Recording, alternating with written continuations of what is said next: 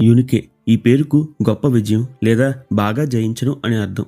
ఈమె జీవితం కూడా ఈ పేరుకు తగ్గట్టుగానే గొప్ప విజయాన్ని కలిగి ఉంది. ఈమె ఒక యూదురాలు. ఈమె పేరు బైబిల్లో 2 తిమోతి 1:5 చూడవచ్చు. పౌలు గారు తిమోతికు రాస్తూ, ఆ విశ్వాసము మొదట నీ అవ్వ అయిన లోయలోను నీ తల్లి అయిన యునికేలోను వహించెను, అది నీయందు సహా వహించుచున్నదని నేను రూఢిగా నమ్ముచున్నాను అని వ్రాశారు. అయితే ఈమె పౌలు గారి సువార్త వలన రక్షించబడింది అన్న విషయం మనకు తెలుసు, కానీ అది ఎలా అన్న విషయం బైబిల్లో లేదు.